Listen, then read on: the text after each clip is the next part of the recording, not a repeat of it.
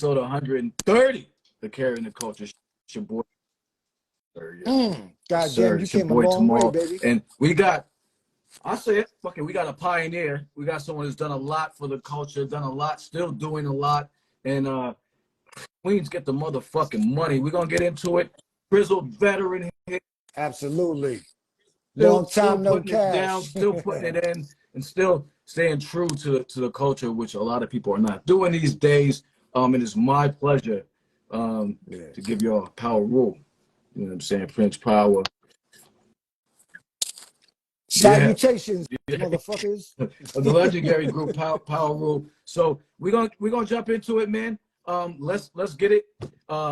So here's the thing. I first heard Smooth, Brick in the Wall. Heard it when it came out, 89, 90. I think they both that's when they came out, right? And right? Yeah, 89 was the year. Actually, next year will be the 35th anniversary of Powerule and the 5th anniversary of the Leftovers NYC. So I heard Smooth, and I'm like, yo, what's this? Then I heard Brick in the Wall. Yo, what's this? And then I didn't hear nothing else like that, like nothing. This is just my story as far as like, connecting with you. And then I got on Instagram as a joke, whatever, and then like we caught up on Instagram a couple years ago, and then lost touch again, and then caught up recently. And so it's kind of crazy, but like so I need you to help me fill in the gaps because you know what I mean, like there's a long. Well, I could tell you this is Powerule was founded really in 1986, and we used to just rock basement parties and park jams and shit like that. And we was like there was like 5 Puerto Rican motherfuckers in the neighborhood that we grew up in. I grew up in Shadyville, Queens, which is adjacent to Jamaica and everything, and right adjacent to Hollis. So we're all in the same lineage and everything. But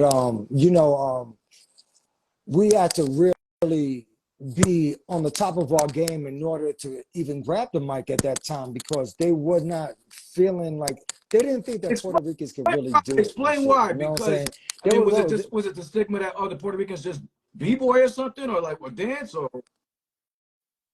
No, you know what? I just think that they just associated us with break dancing and graffiti and not rapping. And you have prominent DJs at that time like Charlie Chase and all that. You know what I'm saying? So you would think that they'd be there with open arms, but they weren't. So they kind of like I can't front, man. They probably thought that like we was a little bit corny and shit. but I had to write better. And I had to be better than the next individual. So we made our bones on the street, man. Like, I had battles like walking down the block. I was walking down Hempstead Avenue in Shadyville, and then dudes would just jump up on us, and then we fucking destroy them. You know what I'm saying? Because it originally was me, my man Johnny J, and my man Big House. And we used to go out there, and, we had to really fight for our respect. And once we got our respect, man, then people were really just like, they were really in tune to us and wanted to hear what we had to say. Because it speaks to a bigger point of so I want to get into a lot of the cultural stuff of a lot of the stuff that you're into. So we're going to come back to this. I saw that, and it made me smile, man. I saw that I think you performed recently at the Graffiti Hall of Fame? Yeah, Graffiti Hall of Fame on Sunday. Yeah, I was out there. Like everybody was rocking over their instrumentals and shit like that. And I was to be like, yo, dude, it's Hip Hop 50, Graffiti Hall of Fame. I'm going to rock over the breaks. So I just said, yo, fuck it, man. I'm going to rock off of Impeach the President. I'm going to rock off of Foster Silver's Misdemeanor. And I'm going to rock off of T Plays It Cool. Man, I just want to get into that because for us, I mean, you see behind this, it's, carrying the culture. It's about the 4 elements. And I came into it as a B-boy and writer, as far as this goes. So, well, you a good dancer too, man. Yeah, I seen your dance steps. I came in, man. So I was a little old now, no knees, but still trying to. Yeah. You got the house moves too. Yeah, right. Yo, you was wearing house shoes? I'm a house head. I was always coming to New York from Connecticut. Right. You know what I'm saying? But you know, and a lot of, back in the day too, house and hip hop, like there was a lot of shit, a lot of that going. Absolutely. That's why a lot of dudes made house rap records. But, You know what I'm saying? yes. Doug Lazy. Yeah. Doug Lazy. Whoa, Nigga. that's a pull. So Yeah. He had a hot so joint. That shit was hot. all right. So the graph, man. So like, were you into other elements and stuff like that? Like, what did you start? You know, when you grow up as a b-boy, when we came up in those early 80s, you had to have the ability to do a lot of things. So I had a fake ass tag. You know, I could DJ. My brothers used to DJ, so I could DJ. And but my main thing is like I was always a writer from day one. Like I used to write little short stories and stuff like that when I was a kid. And then but I was bused to a white school system, so I was exposed to rock and roll music. You know what I'm saying? So I became a big rock head. You know what I'm saying? You know, Led Zeppelin, Pink Floyd. You know, we used to be tripping on mescaline and listening to Pink Floyd in a ball field. You know what I'm saying? I remember even getting on the bus on Jamaica Ave and Springfield Boulevard, and I'd have my jean jacket with the Led Zeppelin painting on the back of it, and niggas from my hood used to be like, "Yo, what the fuck is wrong with you, man? Why you trying to be white?" But I really loved the music. But then a crazy thing happened. Breakdancing happened, and then all the white boys that I used to hang out with started breaking, and then I was just like, "Oh shit." They're idolizing people that look like me. And I was like, wait a minute. And I was just like, oh shit. So then I got into it and I started breaking, but I wasn't very good. I was definitely affiliated with Dynamic Rockers, Piece of Dynamic Rockers 168 in Hillside. And we used to chill and everything, but I wasn't that good, but I was very good at writing. So I just transformed from writing rock songs That's an interesting into writing point rap that you, or songs. good point that you made about, you know, back in our day, we all did everything. I mean, you just did. Yeah. Like everybody had a hand style, even if you didn't, even if you wasn't a rapper. No, you had to do a little bit of everything, man. You know, you wasn't official if you ain't have a tag. You ain't fucking can't DJ a little bit. You can't, you know, a little pop move or something. You had to have something. You know what I'm saying? You had to be ready at all at I all got a funny times. story to tell you about Brick in the Wall. If you let me. So I heard that. Like I said, I heard it right. I'm like, oh, so that was '89. I was 13. Okay, just put 90. Okay, yeah. So That was 90, 14. 1990. Oh, Was Brick in Bob the Wall. Smooth was 89, right? All right, so Brick 90. Yes. So I'm 14, and I heard that joint. I'm like, oh, this joint's dope. Fast forward to 95. It was my freshman year of college. It's the second semester. Okay. And I'm hanging around all different types of people, like hanging around with hippies and shit like that. So taking acid, mushrooms, this, that, and the third. So they're like, yo, let's watch this movie, The Wall. I'm like, oh shit. Yeah, that was like, the right. best trippy movie to watch ever. Then I hear, the joint, and I'm like, I scream out. By the way, I'm on like 2 hits of acid, right? I scream out, Powerule! Yeah. And everybody looked at me like, yo, what the fuck is wrong with this dude? And I'm like, it took me back to the joint because I didn't know, you know what I'm saying, the connection there. So I think that's dope. Yeah. No, you know, about you know, the Brick in the Wall thing was a definite influence on me because you know, like I said, I was in rock groups since like 1983. Like I was a lead singer in a group called Iron Angel, and we used to cover Judas Priest, Def Leppard, and Iron Maiden. Yeah, that was my first love, man. I was real good at it, but I got in big trouble in school all the time and shit. So my motherfucking she casted me out and sent me to San Bernardino to live with her cousin, and she just snuffed my rock career.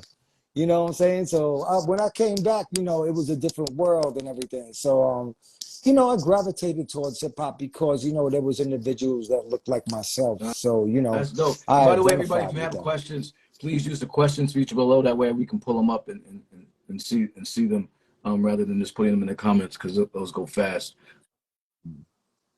And by the way, I got the Young Lord's hat, and that's uh courtesy of my man Bobito Ross, and I got the classic material I'm saying, you already know courtesy of what my it is. man Carlos. You already know what it is. Oh, there you You go. already There you know, go. kid. There you You know what go. I'm saying? You already So know. that's, Yeah. so yeah. Mm-hmm. All right. I want to go back to Queens, man. Like, because like, Okay. because you also are a little bit older than me, and I would say old New York or whatever. So like, you talked about it a little earlier, but like your Queens experience, because again, you know that I think you mentioned that you were in more of a predominantly black neighborhood, right? Growing up.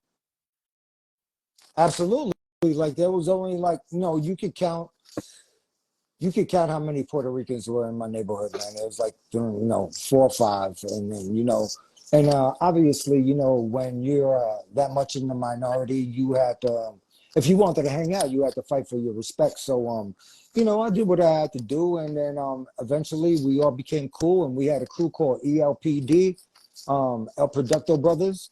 And that's when used to blow blunts with the ELPD. You know what I'm saying? Before Oh, Dutch Masters and all that shit in Phillies, it was an El Producto.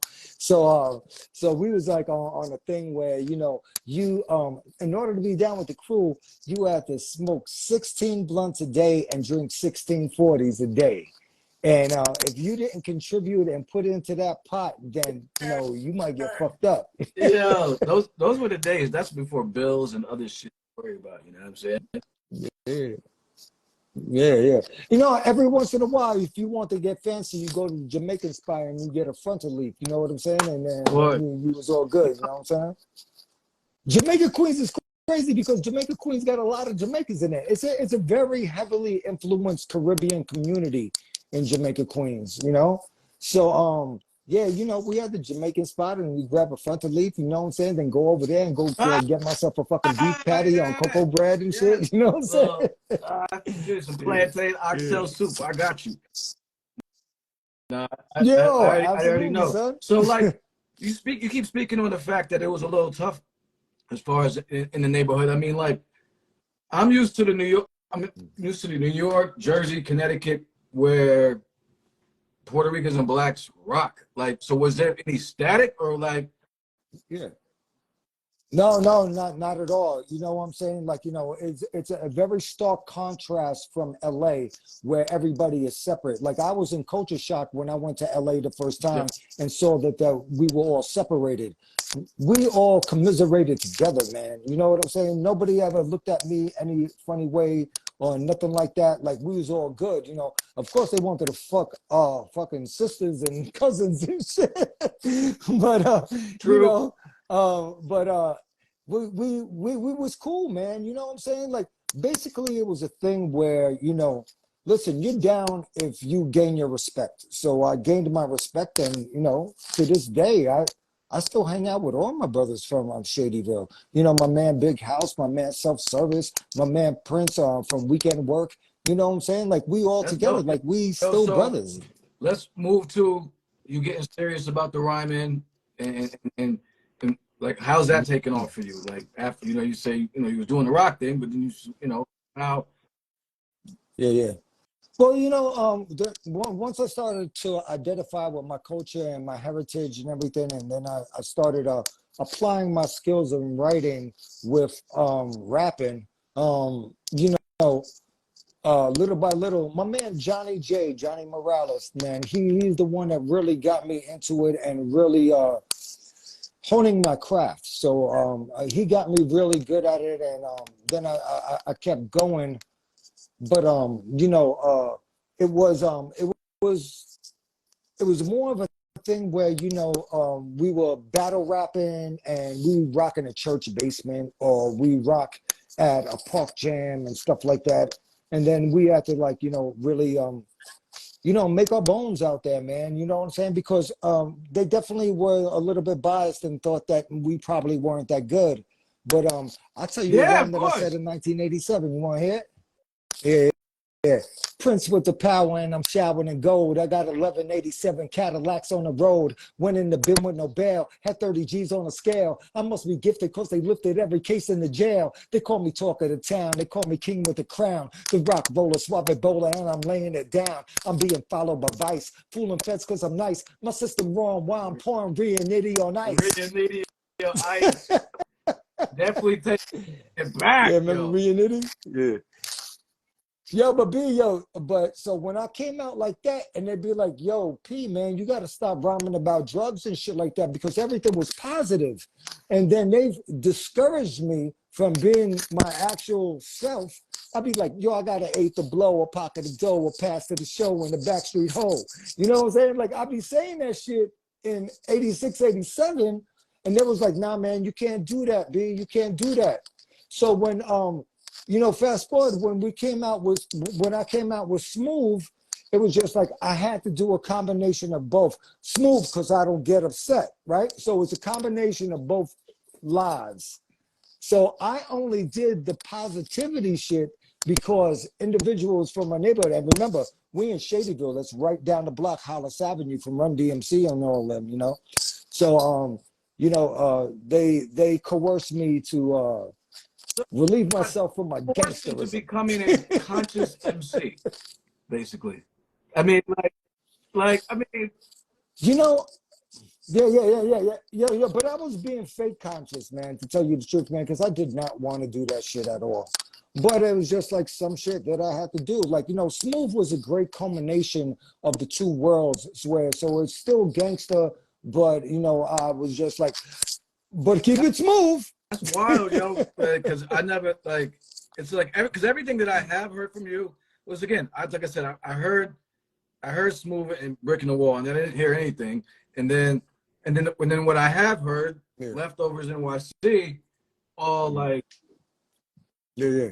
Well, we had a couple of joints in between because here's what happened, Tamal. So nobody wanted to sign us because we were Puerto Rican and visibly Puerto Rican, and we also didn't rhyme in Spanish. So a lot of record labels that we approached at that time wanted us to be bilingual rappers. They'd be like, oh, well, you can really blow up in South America if you do it like that. But that's not who I am, and that's not how I grew up. So what happened was, we put together our hustle money and we put it out ourselves. So boom, this is the day of record pools. So we got some wax and we put it in the record pool, and then before you know it, Red Alert is playing it. And we actually went up to Marley Marl in Control with a bottle of Dom Perignon, and Traj was an intern there, and I asked him to play it, and he played it. And I remember the first time I heard it on Marley Marl was he mixed it with Big Payback from EPMD. So we approach things in a little gangster manner because we had to do that because nobody else believed in us. And then before you know it, then we decided to shoot a video. We shot the video for Smooth, and then boom, man, I couldn't believe it, bro.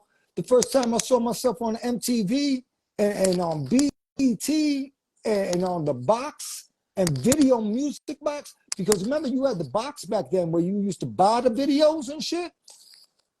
Man, yo, and it was kind of regional. So, man, I would sit there and talk to people and they'd say like, yo, I saw your video 23 times in a row.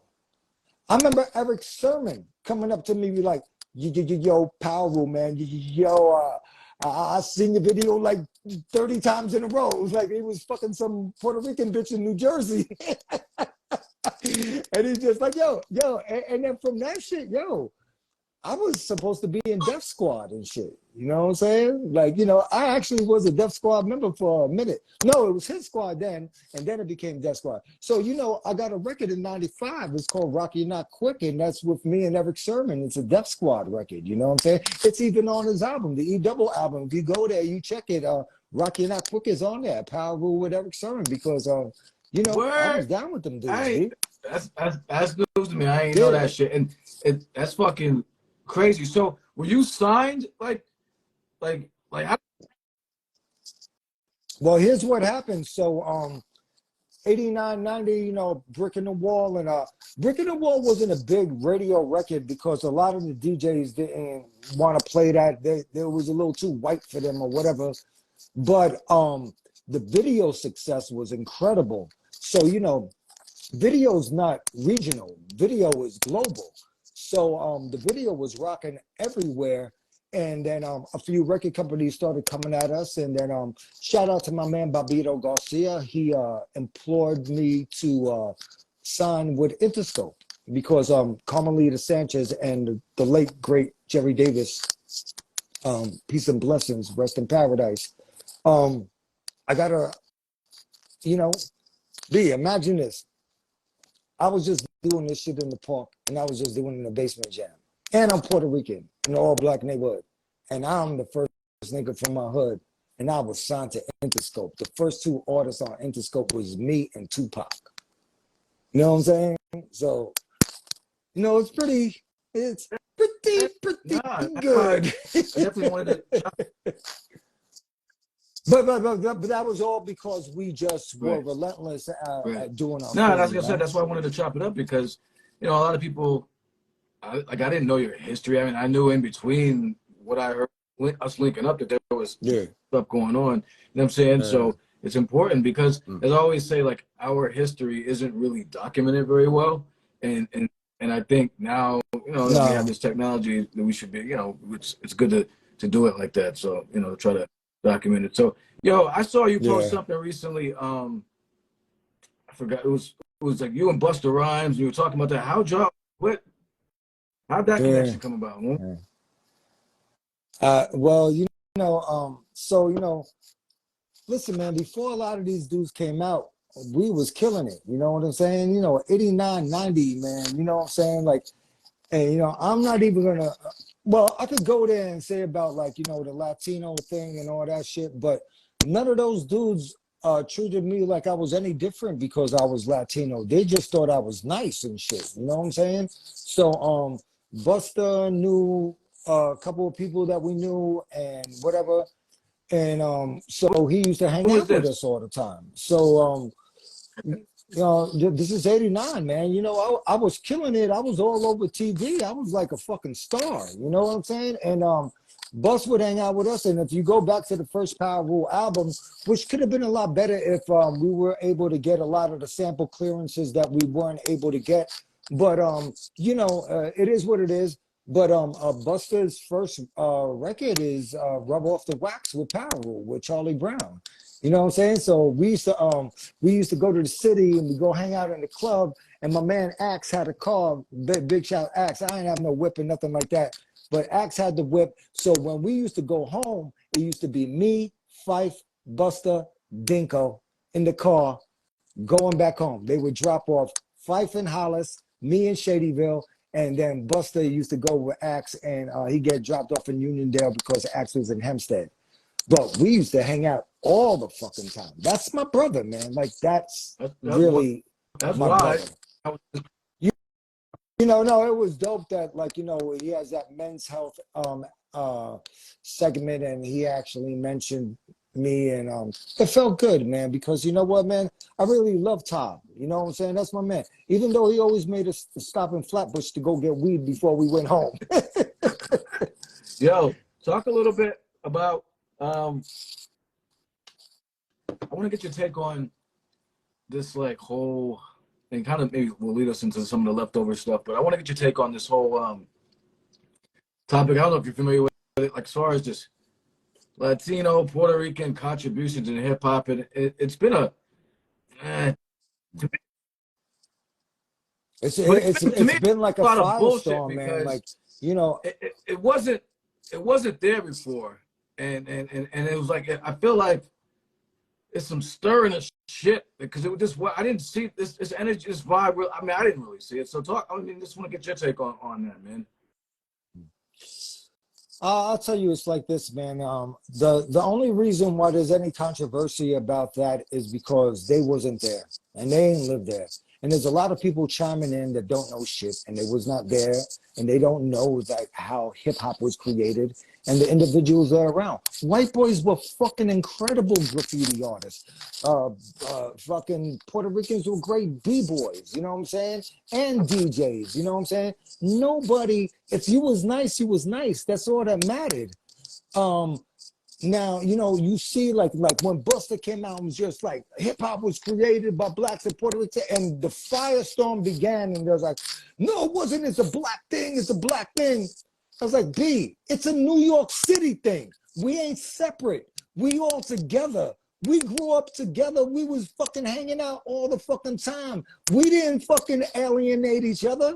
We was cool. They was watching Channel 47, watching Edie Chacon. And it was just like, yo, them Puerto Rican Like, bitches is bad. that's my tri-state New York City experience too. I mean, growing up in the city, Exactly. Yo, I used to do shows in Connecticut all the time because there's a huge huge. Puerto Rican it's Jersey, population in so Connecticut. that's what I'm saying. That's my experience. I always say my crew looked like a Benetton commercial. Like, it was like, yeah, it was just like everybody. United Colors. We was all in the same shit. And like I always said, when the cops pull you over, Yeah. they thumping on. Yo, I'll give you an exact story, right? So the cops pull me over, we in the whip, and they go, I had a 40, right? And then they said, why you drinking that shit? Only black people drink that. And I was like, because I like it, man. I like this. I like older English. You know what I'm saying? But they try to give me shit like they were trying to demean me because I was drinking OE. You know what I'm saying? And then and he said, yo, I forgot what he said, some shit like yo, I was just, yeah, yo, I'm Puerto Rican. He's like, nah, you a Puerto Rican nigga. It don't matter. The cops told me that shit back then. You know what I'm saying? But I was just like, yeah, you know what? You're right. I am. That's why we're allowed to use the word. But there's a lot of individuals, you know this new cancel culture and everything that's going on. Like, I got to change my whole lexicon when I'm around certain individuals because they're so offended by the way that I speak. I'm an eloquent motherfucker, but you know what I'm saying? Like, when I'm with my boys, I like to talk the way how we grew up. And but I got to really watch myself now because people become very, very offended. They're very sensitive nowadays. I came up with the days when I got my ass beat in the crib, B. I got fucking not whoopings. I got beat. You know what I'm saying? So it's different, man. You know what I'm saying? It's just a whole different world. And I'm not saying that it's wrong, and I'm glad that we've progressed in certain aspects, but also I feel like we have too much sensitivity and not enough gumption and just, we pussies. That's strength. what we are. Not we, but Well, like they are, not we ain't. Yeah, but we got to bow down to them now. Yo, B, you can be the worst at your job that ever in the worst, you'd be the worst at your job in job history, and they'll keep you there. If you say one wrong thing, you're fucking fired, bro. Fired. And then you got to walk into your job and you got to fucking I had a resident dude that, he was I think they're still using that term other. And I'd be like, yo, how do I approach y'all today? And he would tell me every day. He would fill me in and be like, well, we changed it this day, and now it's this today, and everything like that. I was like, all right, I'm ready to rock. No, it's crazy. And so even going back to the Puerto Rican black thing, man, I mean, like, I just remember like back in the day, like going to my homie's house, whatever, eating rice and beans at his house. My daughters have Puerto Ricans, so like even that, and even just like the whole shit, like. They'd be like, yo, even Raekwon said it, all my Spanish niggas love us. Like everybody, we just like, yo, and nobody took offense to it. Now, if you even now, like, everyone's so touchy. Like, if you say, cats be like, yo, I'm not Spanish. I'm like, damn, yo, we used to just say. Yo, bro, when I first signed the Interscope, so peace to my girl, Carmelita Sanchez. I love her to death. She was just like, don't call yourself Spanish. You have to say Latino. I didn't even know what the fuck that was, B. We were Spanish niggas. That was it. But they used to be like, yo, no. When you went to LA, it was just like, you're Latino. And I was like, Right. word? Nah, I'm a See, Spanish people don't nigga. listen. I always say, yo, and this is like you made a very good point. That the people that are like pushing this separatist shit, they did not Narrative, grow that up. Latinx They did bullshit. not I don't grow even up in fucking an believe in area that shit. where I don't believe in that we shit. all just rock, Joe. You know what I'm saying? Like, Yo, B, it's like anything. It's just like real estate. They try to rename places to make them more accessible and more appealing to people to move there. Oh shit. Yo, Red Hook used to be all the way from fucking the water all the way to motherfucking Court Street and all that. And then they changed it. And now it's Carroll Gardens. And now it's this. And now it's that. Now it's Soho. It's NoHo. And you know what I'm saying? They just trying to make that shit appealing for fucking, you know, those not, people. You know what I'm for the saying? Not people that want us. It oxygen ain't bars, us. man. It's They like, make yeah, it appealing for like them. you, like, what this neighborhood have to pop up? I was looking for a house one time in Philly. They do it everywhere. You know what I'm saying? I was looking up for a house one time in Philly. Yeah. Oh, absolutely. Gentrification is fucking And they caught some it's shit a like it was silent like this new genocide. neighborhood. I was like, yo, Brewery Town? Like this is nah, that's I was like, that's Gerard Ave. What the fuck y'all talking about? Like, Yeah. nah. Mm. I'd be like, no, Yeah, that's yeah, West yeah, Philly. yeah. What you know, they made it like University. It was they making everything called University City. That's like University of Pennsylvania. It was like, yo, and you go look at the spot, you're like, this ain't University. This ain't. Yeah. This is West Philly. What the fuck you talking? So Right. Absolutely. Yeah, yeah. Yeah, but so that's you know, it's accentuated so much more in New York City because people come to New York mm, City to live out their dreams, right? So they may think that they're the most original person in their town. Oh, I got to go to New York so I can be with my people and they can understand me. And they come here mm, and they don't even embrace the culture. They forgot that we built this fucking city. We built it with our hands. Who built the fucking bridges? Who built the fucking beautiful buildings and fucking everything? And hip hop came from here. Punk rock came from here. Fashion came from here. All of this shit. But they come here and they don't respect it. And they don't respect the original people here. And that's why we are the Leftovers NYC. Because I actually was helping my neighbor move one time. And then he'd been living on the block for 25 years. He's not the type of individual that was able to afford to buy the house, but he always paid his rent on time and raised his family on that block. And then they just went and raised up his rent and shit like that. And he had to get displaced and move. And he'd be like, and then now it was actually my homegirl HD, and she came upstairs and he said, "Yo, you know what the new hipsters in the neighborhood call us?" And I said, "What?" "The leftovers." And I was like, immediately I took that shit like you calling me a spick on nigga and you white. So I was totally offended. But you know what we do? The light bulb went off, and I was just like, I'm gonna flip that. I'm gonna make that a fucking group. The when Leftovers was this? NYC. Okay, This was in and 2017. that's about when I.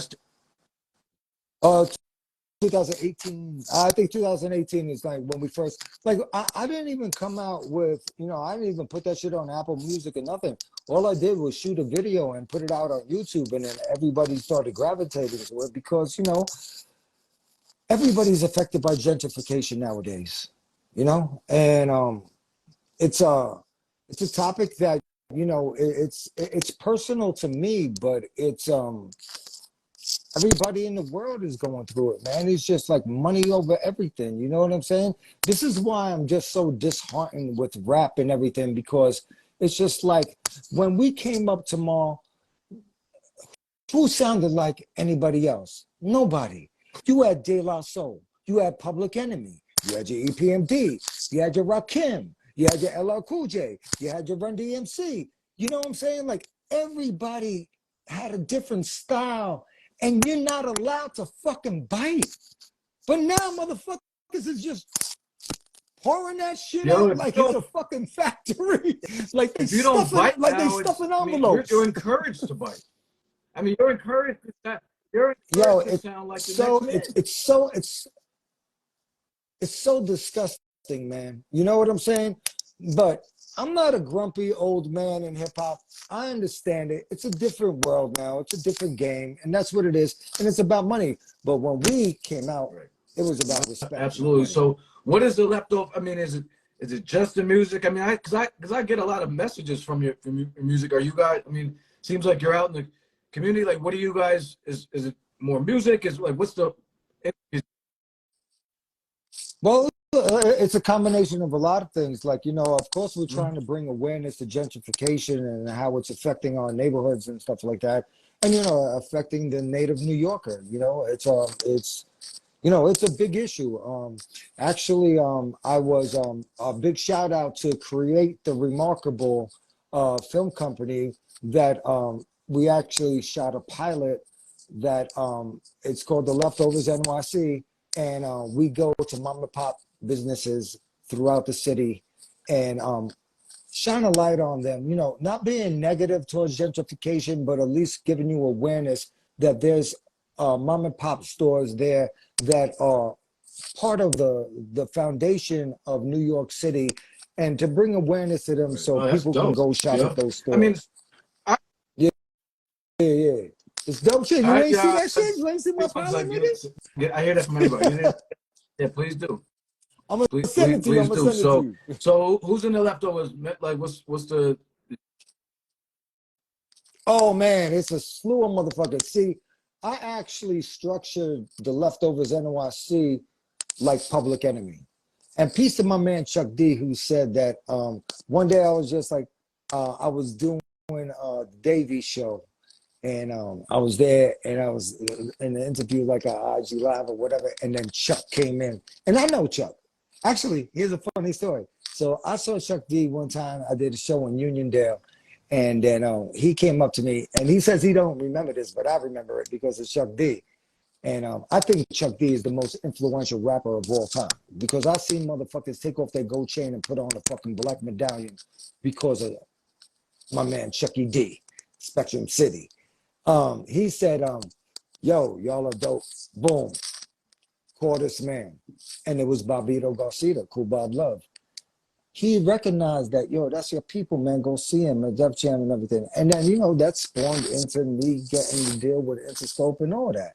You know what I'm Wow. saying? So, uh, it was a great moment and everything. And on the interview, I said, oh, so I structured the group after Public Enemy, but not public, because Public Enemy still exists. And he says, well, you're welcome to call yourself the new Public Enemy because Public Oh Enemy wow. is not a group; it's an idea.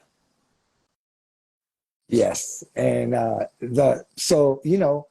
talking about the people in the group, you got Sunez Allah, you got my man Benny Blanco, you got my boy Sick Boy Vision, you got my boy DJ Talim, you got Sharif got Prophet, you got Toast 187 Johnson, you got this is the tough one to Marcus because there's so many dudes. I forget their names.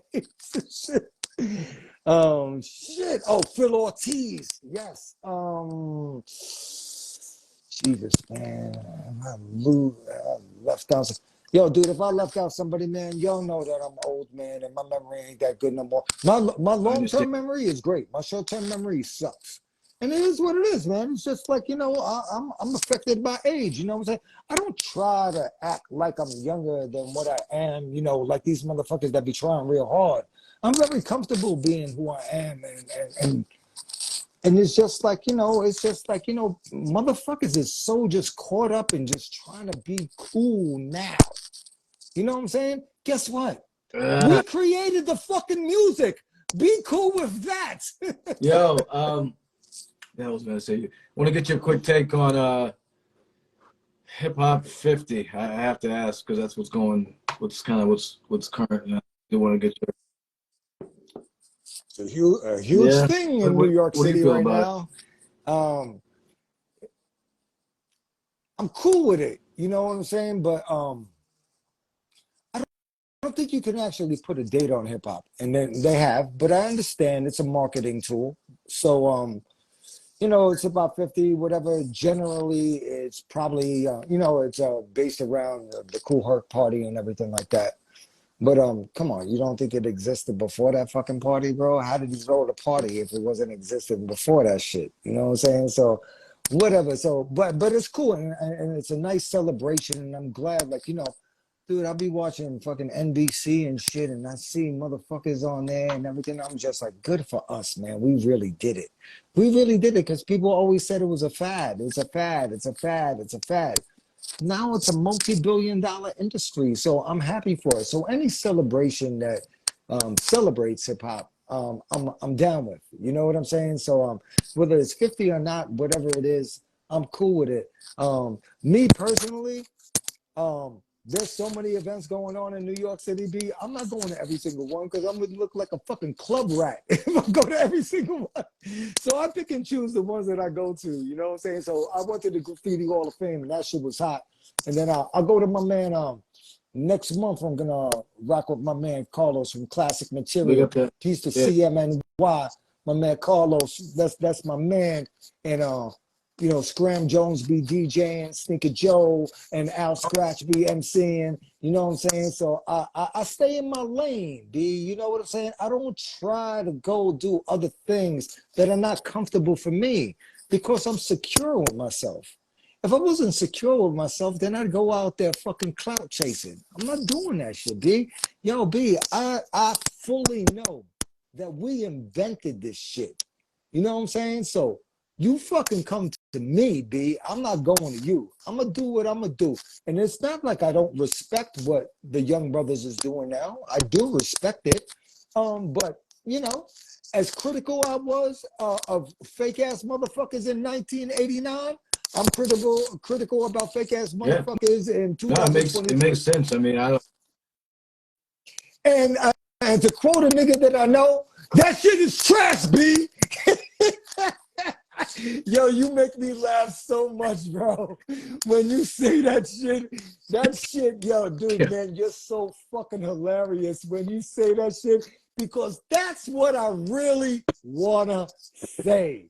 But I'm not allowed to do it. But thank you for being able to say I that have shit no is horse in the trash, race. B. I don't. You know what I'm saying? No, no, no, no. This You was have no all an filter, nigga. accident as far as me doing what I do, and I just keep it a buck and keep it moving. But that's how it happens, because it was organic, bro. You just did it because you liked it, and then people No, gravitated yeah. to So it. I So mean, there ain't nothing wrong and with if that. it's trash, it's trash. And we used to be able to say that, though. First of all, I appreciate you for sharing that with me. But we used to be able to say that, and it was no problem, right? Yeah. I mean, we saw Queen Latifah and Juice fucking throw the nigga out in Juice when we brought the demo to her, or whatever, for the battle. Like, we could do that shit, Right, and it right, was like, yo, right, step right. your fucking game up, man. But now you say that shit. Oh, you hating, bro? You hating, bro? Nah, you whack, bro. Fuck, nigga, like, yeah, you know. No, man, it's real. Some people are just fucking whack, man. And that's the problem with this culture nowadays, because you can't criticize anyone, because then, oh, Yeah. why are you hating, or you're racist, or oh, you're not being gender progressive, or whatever the fuck it is, and be like, yo, man, what the fuck can Nothing. I actually say Nothing. nowadays, B? Can I say anything? Like, yo, I gotta be myself when I'm in the crib with my niggas and we fucking chilling with my dog Puma, and then fucking we can talk real, because outside Can't on the street, do shit, yo. everybody's My offended. man just told me a crazy story. He said that when he was out in Seattle, he lived out in Seattle, that on a couple occasions he got pulled to the side for saying to people, "Hey, what are you guys doing tonight?" They, they pulled him aside and said, "You can't say that." Like, I don't know. guys, because they might Explain. not be guys. They might not have as guys. So you can't even Oh, say what do you got. He said, like, if they would pull him aside, like, yo, he said he got pulled aside several times. Like, what, you can't say. yo, it's very difficult, man. And you know what? This younger generation um, is so consumed with what they believe that they try to put us out to pasture and act like we're relics, man. But they don't understand everything that they Right. love. We created. We created that shit. Now you got a store, it's a hip hop store, and that fashion and everything. Yo, we did that shit. We made it up. Nigga, I used to fucking take my brother's, my brother was in the Marines, and he had an army jacket, and I used to rock that shit with some motherfucking Pro-Cats and everything and go out there, and that shit was fresh. We created that shit. You know what I'm saying? We didn't have no money. We took what was around us and fucking made it fresh. Not you couldn't go to a hip hop store back then. You know what I'm saying? How the fuck niggas wanted to rock fucking Pumas, B? Like we fucking created that shit. Adidas, we created that shit. Speedlap.